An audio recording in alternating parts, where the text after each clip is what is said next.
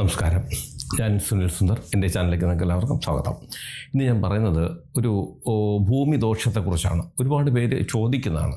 അപ്പോൾ ഈ ഭൂമി ദോഷത്തെക്കുറിച്ചും ജ്യോതിഷത്തെക്കുറിച്ചും അതുപോലെ പ്രേതബാധകളെക്കുറിച്ചാണ് ഞാൻ എൻ്റെ ചാനൽ കൂടി അധികമായിട്ട് അവതരിപ്പിക്കുന്നത്. അപ്പോൾ ഓരോരുത്തർ ചോദിക്കുന്ന ചോദ്യത്തിന് അതിൻ്റെ മറുപടിയാണ് ഞാൻ പോയി ചെയ്തിട്ടുള്ള പല അനുഭവങ്ങളും ഞാൻ ഈ കഥാരൂപേണ അവതരിപ്പിക്കുന്നത്. അപ്പം ഭൂമിദോഷം സത്യമാണോ? അതുണ്ടോ? അതുണ്ടെങ്കിൽ നമ്മളെ ബുദ്ധിമുട്ടുകളൊക്കെ നമുക്ക് അധികമായി ഉണ്ടാകുമോ? നമ്മുടെ നല്ല കാലമൊക്കെ പോകുമോ? പലരുടെയും ചോദ്യമാണ്. ഞാൻ ഒരുപാട് വീഡിയോ ചെയ്തിട്ടുണ്ട്. എങ്കിലും ഒരു അനുഭവം വെച്ചിട്ട് ഞാൻ പോയി പരിഹരിച്ചുകൊണ്ടിരിക്കുന്നു. പക്ഷേ പറ്റുന്നില്ല. അതുകൂടി വെച്ചിട്ട് ഭൂമിദോഷം ഉണ്ടോ ഇല്ലയോ എന്നുള്ളതിനെക്കുറിച്ചുള്ളൊരു അഭിപ്രായമല്ല, ഒരു സംഭവം തന്നെ ഞാനത് പറയാം. നിങ്ങൾക്ക് ജ്യോതിഷപരമായോ വാസ്തുപരമായോ എന്തെങ്കിലും കാര്യങ്ങൾ അറിയണത് ഞാൻ പറഞ്ഞാൽ മതി എന്നുണ്ടെങ്കിൽ ഇപ്പോൾ ഈ സ്ക്രീനിൽ എഴുതി കാണിക്കുന്ന എൻ്റെ ഓഫീസിലെ ഓൺലൈൻ ബുക്കിംഗ് നമ്പറാണ്. ഈ നമ്പറിലേക്കാണ് നിങ്ങൾ വിളിക്കേണ്ടത്.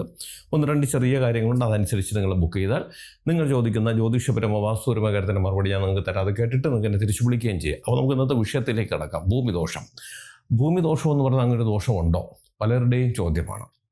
ശരിക്കും പറഞ്ഞാൽ അനുഭവങ്ങൾ കൊണ്ട് അങ്ങനെ ഒന്നുകൊണ്ട് എന്ന് പറയാം. അവിചാരിതമായിട്ട് ചിലവർ ഇങ്ങനെ ചെന്ന് പെട്ടുപോകുന്നതാണ്. ആരും അറിഞ്ഞിട്ട് ദോഷമുള്ളൊരു ഭൂമിയിൽ പോയി ഒരു വീട് വെച്ച്, അല്ലെങ്കിൽ അങ്ങനെയുള്ള ഭൂമിയിൽ ഇരിക്കുന്നൊരു വീട് നമ്മൾ വാങ്ങിച്ച് താമസിക്കാറുമില്ല എന്നുള്ളതാണ്. അറിയാതെ പെട്ടുപോകുന്നതാണ്. അതായത് ഭൂമിദോഷമുണ്ടോയെന്ന് ചോദിച്ചാൽ സത്യമായിട്ടും ഭൂമിയിൽ ദോഷങ്ങൾ വരാറുണ്ട്. അതെങ്ങനെയാണ് വരുന്നതെന്ന് വെച്ചാൽ മനുഷ്യൻ്റെ പ്രവൃത്തികൾ കൊണ്ട് തന്നെയാണ്. അതായത് മനുഷ്യന് വസിക്കണമെങ്കിൽ നല്ല പോസിറ്റീവ് എനർജിയുള്ള സ്ഥലമായിരിക്കണം. ഇപ്പോൾ നമ്മളൊരു 10 സെൻറ്റ് സ്ഥലം അല്ലെങ്കിൽ ഒരു 5 സെൻറ്റ് സ്ഥലം വാങ്ങിച്ചു. ഈ സ്ഥലമെന്ന് പറയുന്നത് നമുക്ക് മനുഷ്യന് വസിക്കാൻ പറ്റുന്ന വിധത്തിലുള്ള നല്ല പോസിറ്റീവ് എനർജിയുള്ള സ്ഥലത്തായിരിക്കണം നമ്മൾ വീട് വയ്ക്കേണ്ടത്. ആ ഭൂമി അങ്ങനെ ആയിരിക്കണം. വയ്ക്കുന്ന വീടും, അതായത് ഈ ഭൂമിയിൽ നിന്നും വരുന്ന നല്ല ഊർജ്ജം, അന്തരീക്ഷത്തു നിന്നും വരുന്ന നല്ല ഊർജ്ജം, ഇതൊക്കെ നമ്മുടെ വീടിന് ഉള്ളിലേക്ക് കൂടി കയറണം. അതായത് നമ്മൾ 4 ചുവര് കെട്ടിക്കഴിഞ്ഞാൽ പിന്നെ അകത്തേക്ക് പ്രകാശവും വായുവൊന്നും അധികം കിടക്കത്തില്ല. പക്ഷെ അങ്ങനെ അത് സുഗമമായി കടക്കണം. നമുക്ക് 4 ചുവരും വേണം, എന്നാൽ ഇതെല്ലാം ഉള്ളിലേക്ക് കടക്കുകയും വേണം. ആ വിധത്തിൽ വേണം നമ്മൾ വീട് നിർമ്മിക്കുവാനായിട്ട്. അപ്പം വീട് നിർമ്മിക്കുന്നത് നല്ല പോസിറ്റീവ് എനർജിയുള്ള വീട്ടിൽ, അങ്ങനെയുള്ളൊരു ഭൂമിയിൽ നമ്മൾ വീട് നിർമ്മിക്കുകയാണെങ്കിൽ തീർച്ചയായിട്ടും നമുക്ക് ആ വീടും നല്ലൊരു പോസിറ്റീവായിട്ട് മാറും. പക്ഷേ എത്ര നല്ല വാസ്തുദോഷമില്ലാതെ ഒരു വീട് വെച്ചാലും നെഗറ്റീവ് എനർജിയുള്ള ഒരു ഭൂമിയിലാണ് നമ്മൾ വീട് വയ്ക്കുന്നതെങ്കിൽ വലിയ ഗുണമൊന്നുമില്ല, ഒരുപാട് ബുദ്ധിമുട്ടുകളുണ്ടാകും. അപ്പോൾ ഇത് എങ്ങനെയാണ് നമുക്ക് ഈ ഒരു ഭൂമി ദോഷമാകുന്നത്? ശരിക്കും ഒരു ഭൂമിയും ദോഷമുള്ളതല്ല. എന്താണ് പറയുന്നത്? അത് ഭൂമി ഉണ്ടായ കാലത്ത് ഒരു ഭൂമിയും ദോഷമുള്ളതായിരുന്നില്ല. പിന്നീട് വരുന്ന മനുഷ്യൻ്റെ പ്രവൃത്തികൾ കൊണ്ടാണ് മനുഷ്യന് വസിക്കാൻ യോഗ്യമല്ലാതായി പോകുന്നതിൻ്റെ കാരണം. അതിലൊന്ന് ശ്മശാന ഭൂമി എന്ന് പറയും. ഒരുപാട് ആൾക്കാരെ അടക്കം ചെയ്തിട്ടുള്ള ഭൂമി, അത് ഫുൾ നെഗറ്റീവായിരിക്കും. അങ്ങനെയുള്ള ഭൂമിയിൽ നമുക്ക് ആ ദോഷങ്ങൾ മാറ്റാതെ താമസിക്കുക എന്ന് പറഞ്ഞാൽ വലിയ ബുദ്ധിമുട്ടുള്ള കാര്യമാണ്. അതുപോലെ തന്നെയാണ് ശത്രുദോഷങ്ങളുള്ള ഭൂമി. നമ്മൾ കണ്ടിട്ടില്ല, അടുത്തടുത്ത് താമസിക്കുന്നവർ തമ്മിൽ എന്തെങ്കിലുമൊക്കെ പ്രശ്നങ്ങളുണ്ടാകും. അതിന് തർക്കമോ വസ്തു തർക്കമോ, അല്ലെങ്കിൽ മോഹിച്ച വസ്തു അവർക്ക് കിട്ടാതെ വരുമ്പോൾ മറ്റൊരാൾ വാങ്ങിച്ച് താമസിക്കുമ്പോൾ അവരെ ഓടിക്കാൻ വേണ്ടിയിട്ട് ഭൂമിയിൽ പല ദോഷങ്ങളും പല നെഗറ്റീവുകളും അവർ ചെയ്ത് കുഴിച്ചൊക്കെ വയ്ക്കാറുണ്ട്. അങ്ങനെയുള്ള ഭൂമി അത് വയ്ക്കുമ്പോൾ ചിലതൊക്കെ അങ്ങ് ഏൽക്കും. പിന്നെ അവിടെ മനുഷ്യന് താമസിക്കാൻ പറ്റില്ല. അങ്ങനെ ഈ വാങ്ങിച്ച ആൾക്കാർ ഇട്ടെറിഞ്ഞിട്ട് ഓടും. ഈ ഭൂമി ഇവർ തന്നെ വാങ്ങിക്കുകയോ മറ്റൊരാൾ വാങ്ങിക്കുകയോ ചെയ്താൽ ഈ ദോഷം അവർക്കും ഫലിക്കുമെന്നുള്ളതാണ്. ഇങ്ങനെ പല വിധത്തിലാണ് ഈ ഭൂമികൾ ദോഷമാകുന്നത്. അതിൽ നമുക്ക് സർവ്വസാധാരണമായി കാണുന്നത് അകാല മൃത്യു സംഭവിച്ചു പോയ ആൾക്കാർ. അകാല മൃത്യു എന്ന് പറഞ്ഞാൽ ആത്മഹത്യ, കൊലപാതകം, അപകടമരണം, അതുപോലുള്ള മാരകമായ അസുഖങ്ങൾ വന്ന് മരിക്കുക, ഗർഭിണിയായിരിക്കുമ്പോൾ മരിക്കുക, ഇങ്ങനെയുള്ള അവസ്ഥയിൽ കൂടി ഒക്കെ മരിക്കുന്നവരെ ഒക്കെ നമ്മൾ അകാല മൃത്യു, അതായത് കാലമറ്റ് മരിക്കാതെ വരുന്ന ചില അവസ്ഥകൾ അത് അകാല മൃത്യു എന്ന് പറഞ്ഞാൽ അങ്ങനെയുള്ളവരെ അടക്കം ചെയ്തതിന് ശേഷം അവർക്ക് വേണ്ടുന്ന തർപ്പണങ്ങൾ കൊടുക്കാതെ അവർ പ്രേതാത്മാക്കളായിട്ട് അലഞ്ഞു തിരിഞ്ഞാലും ആ ഭൂമിയും ദോഷമുള്ളതായി വരാം. ഇങ്ങനെ പല വിധത്തിലും നമ്മൾ താമസിക്കുന്ന ഭൂമി ദോഷമുള്ളതാണ്. പക്ഷേ അതിനെ ഉചിതമായ സമയത്തിന് ആ ദോഷങ്ങളെ മാറ്റിയാൽ വീണ്ടും മനുഷ്യനവിടെ താമസിക്കാം. ഒരുപാട് പേര് വന്ന് എൻ്റെ അടുത്ത് ചോദിക്കുന്നുണ്ട്, എൻ്റെ ഭൂമിയിൽ ദോഷമുണ്ട്, താമസിക്കാൻ പറ്റുന്നില്ല, അത് വിട്ടിട്ട് മറ്റൊരു ഭാഗത്തേക്ക് പോയാലോ എന്ന് ചോദിക്കാറുണ്ട്. ചില ആൾക്കാർക്ക് അങ്ങനെ പോയേ പറ്റുള്ളൂ, എന്നാൽ ഒട്ടുമിക്ക ആൾക്കാർക്കും അതിൻ്റെ ആവശ്യം വരുന്നില്ല. ദോഷത്തെ നമുക്ക് മാറ്റാൻ പറ്റുന്നതാണ്. കാരണം നമ്മളിപ്പോൾ താമസിക്കുന്ന ഭൂമിയിൽ ദോഷമുണ്ട്, അത് വിറ്റിട്ട് നമ്മൾ മറ്റൊരു ഭൂമി വാങ്ങിക്കാൻ പോയാൽ ഇതിനേക്കാളും ദോഷം അവിടെ ഉണ്ടെങ്കിൽ നമ്മൾ എത്ര ഭൂമിയിൽ പോകാൻ പറ്റും? അപ്പം ഉള്ള ദോഷത്തെ മാറ്റി താമസിക്കാൻ പറ്റുന്നതാണെങ്കിൽ തീർച്ചയായിട്ടും നമ്മളത് താമസിക്കണം. പക്ഷേ ഇതൊരു വിശ്വാസത്തിൻ്റെ മാത്രം പ്രശ്നമൊന്നുമല്ല, നമ്മുടെ ജീവിതത്തിൻ്റെ ഒരു പ്രശ്നമാണ്. കാര്യം ചുറ്റുപാടുമുള്ളവർക്ക്, ക്രിസ്ത്യൻ, മുസ്ലിം, ഹിന്ദു, എല്ലാവർക്കും ഇതുപോലുള്ള ദോഷങ്ങൾ വരാറുണ്ട്. ഇന്ത്യ മൊത്തവും ഞാൻ ഇതുപോലുള്ള ദോഷങ്ങൾ പരിഹരിക്കുന്നതായിട്ട് ഒരുപാട് സ്ഥലത്ത് പോയിട്ടുണ്ട്. അത് തന്നെയാണ് എനിക്കിതിനകത്ത് വരുന്ന ഒരു വിശ്വാസവും. ഞാൻ പഠിച്ചത് മാത്രമല്ല, ഒരുപാട് ആൾക്കാർ എന്നെ വിളിക്കുന്നുണ്ട്. ഏകദേശമുള്ള സ്റ്റേറ്റുകളിൽ ഞാൻ ഇങ്ങനെയുള്ള ദോഷങ്ങൾ പരിഹരിക്കാൻ പോയിട്ടുണ്ട്. അത് പരിഹരിച്ച് കഴിഞ്ഞാൽ അവർക്ക് അതിൽ നിന്നും ആശ്വാസം കിട്ടുന്നു.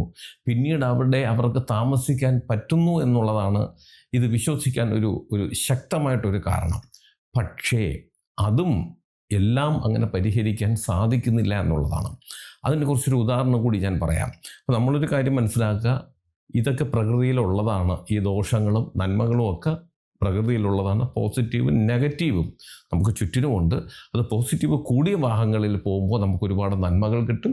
കൂടുതൽ നെഗറ്റീവ് ഉണ്ടെങ്കിൽ നമ്മൾ ഭ്രാന്തരായി മാറിപ്പോകുന്നൊരവസ്ഥ. അതിന് നമ്മുടെ ജീവിതത്തിൻ്റെ പല നന്മകളും നഷ്ടപ്പെട്ടു പോകുന്നുണ്ടാണ് ഇങ്ങനെയൊക്കെ സംഭവിക്കുന്നത്. ഇപ്പം എൻ്റെ മുന്നിൽ വന്നിരിക്കുന്നത്, ഇപ്പോൾ കുറച്ച് ദിവസമായി എനിക്കത് പരിഹരിക്കാൻ പോലും പറ്റിയിട്ടില്ല ഇതുവരെ. ഒരു ഭൂമി പോയി വാങ്ങിക്കുകയാണ് ഒരു കുടുംബം. ആ കുടുംബത്തിൽ അച്ഛനും അമ്മയും 3 ആൺകുട്ടികളും. അവർ പോയി വസ്തു വാങ്ങിച്ചു. അവിടെ ഒരു വീടുണ്ടായിരുന്നു. ആ വീട്ടിൽ തന്നെ അവർ താമസമാക്കി. അപ്പം ആ വീട്ടുകാർ മുൻപ് അവിടെ താമസിച്ചിരുന്നവർ അത് വിട്ടു പോകാൻ കാരണം അവർക്ക് ജീവിക്കാൻ പറ്റുന്നില്ല. വലിയ ബുദ്ധിമുട്ടിയും കഷ്ടപ്പാടുകളും രോഗങ്ങളും ദുരിതങ്ങളൊക്കെ വന്നിട്ടാണ് അവരത് വിട്ടുപോയത്. ഇദ്ദേഹം അതറിഞ്ഞു. പക്ഷെ അവർ വിട്ടുപോയപ്പോൾ അവർ വളരെ എങ്ങനെയെങ്കിലും അത് വിറ്റുപോയാൽ മതി എന്നുള്ളതുകൊണ്ട് വില കുറച്ച് കൊടുക്കാൻ തയ്യാറായി. ഇദ്ദേഹം അത് വാങ്ങിച്ചു. അന്ന് ഇദ്ദേഹത്തിന് ഒരുപാട് നല്ല രീതിയിൽ ബിസിനസ് നടക്കുന്നൊരു സമയമാണ്. ബിസിനസ് എന്ന് വെച്ചാൽ ഈ എത്രയോ ജോലിക്കാരെയൊക്കെ വെച്ച് വാഹനങ്ങളൊക്കെ ആയിട്ട് അദ്ദേഹം നല്ല ഒരു തൊഴിൽ, നല്ലൊരു ബിസിനസ്സുകാരനായിരുന്നു അദ്ദേഹം. അങ്ങനെ ഇന്ന സമയത്താണ് ഈ വീട് അദ്ദേഹം വാങ്ങിക്കുകയും ഇവിടെ താമസമാക്കുകയും ചെയ്തു. പക്ഷേ ഇവിടെ വന്നതിന് ശേഷം അദ്ദേഹത്തിന് വളരെ സാവകാശമാണെങ്കിലും അദ്ദേഹത്തിൻ്റെ തൊഴിലിലും ജീവിതത്തിലും സന്തോഷത്തിലുമൊക്കെ ആ നന്മകൾ കുറഞ്ഞു തുടങ്ങി. അപ്പോൾ കുറഞ്ഞു തുടങ്ങിയപ്പോൾ തന്നെ കൂടെയുള്ള പലരും പറഞ്ഞു, ഇത് ഇങ്ങനൊരു മോശപ്പെട്ട വീടാണ്, അത് നീ വാങ്ങിച്ചതേ തെറ്റായിപ്പോയി, എന്തെങ്കിലും ഒരു പരിഹാരം ചെയ്യണമെന്ന് പറഞ്ഞിട്ട് അദ്ദേഹം ഹിന്ദു അല്ല കേട്ടോ, ചെയ്തില്ല. അയാൾക്ക് അഹങ്കാരമാണോ വിശ്വാസം ഇല്ലാത്തതാണോ എന്നൊന്നും അറിയത്തില്ല. അങ്ങനെ അതൊന്നും കണക്കാക്കില്ല. അതൊന്നും കുഴപ്പമില്ല, ഞാൻ ഒന്നുമില്ലാത്ത ഇടത്തൊന്നും ഇത്രയും ഞാൻ ഉയർത്തിക്കൊണ്ടുവന്നതാണ്, അതുകൊണ്ട് എനിക്ക് നല്ല മനോധൈര്യമുണ്ട്, ഇതൊന്നും എന്നെ ബാധിക്കില്ല എന്നുള്ളൊരു ചങ്കൂറ്റം അദ്ദേഹത്തിനുണ്ടായിരുന്നു. പക്ഷേ അതൊന്നും അദ്ദേഹത്തിന് സഹായിച്ചില്ല എന്നുള്ളതാണ്. അപ്പോൾ സാമ്പത്തികമായി അദ്ദേഹം ഇടിഞ്ഞിടിഞ്ഞ് വന്നു. അപ്പം കുട്ടികളൊക്കെ മുതിർന്ന കുട്ടികളായതാണ്. കുട്ടികളൊക്കെ ബിസിനസ്സിൽ അദ്ദേഹത്തിനെ സഹായിക്കുന്നുണ്ട്. ഒരു ദിവസം മൂത്ത 2 കുട്ടികളും കൂടി ഒരു ബൈക്കിലോ ഒരു വാഹനത്തിൽ ഒരു യാത്ര പോയി. ആക്സിഡൻറ്റിൽ 2 പേരും മരിച്ചു കഴിഞ്ഞപ്പോഴത്തേക്കാണ് ഇദ്ദേഹത്തിന് ഇനി ഈ ദോഷം തകർന്നുപോയി. അങ്ങനെ കാര്യം ബിസിനസ് ഒരു ഭാഗത്തു നിന്നും മലയിടിയും പോലെ ഇടിഞ്ഞുകൊണ്ടിരിക്കുകയാണ്. പക്ഷേ ഇദ്ദേഹത്തിന് ചങ്കൂറ്റം കൊണ്ട് അദ്ദേഹം പിടിച്ചു നിൽക്കുന്നുണ്ട്. മറ്റുള്ള സുഹൃത്തുക്കളും ബാങ്കുകാരും മറ്റ് ധനകാര്യ സ്ഥാപനങ്ങളൊക്കെ ഇദ്ദേഹത്തിന് സഹായിക്കുന്നുണ്ട്. കാര്യം അത്രയേറെ നല്ല നിലയിൽ നിന്നൊരു മനുഷ്യനാണ്.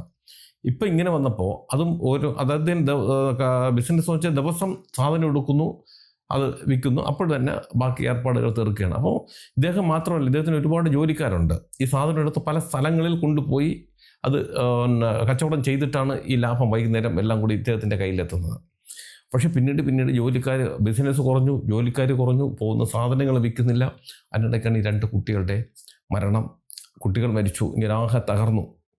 അപ്പോഴും ഇദ്ദേഹം ഇതിനെ ഒന്നും പോയി നോക്കാനൊന്നും ഇദ്ദേഹം തയ്യാറായില്ല. അവസാനം ഇദ്ദേഹത്തിൻ്റെ ഭാര്യയും മരണപ്പെടുന്നു.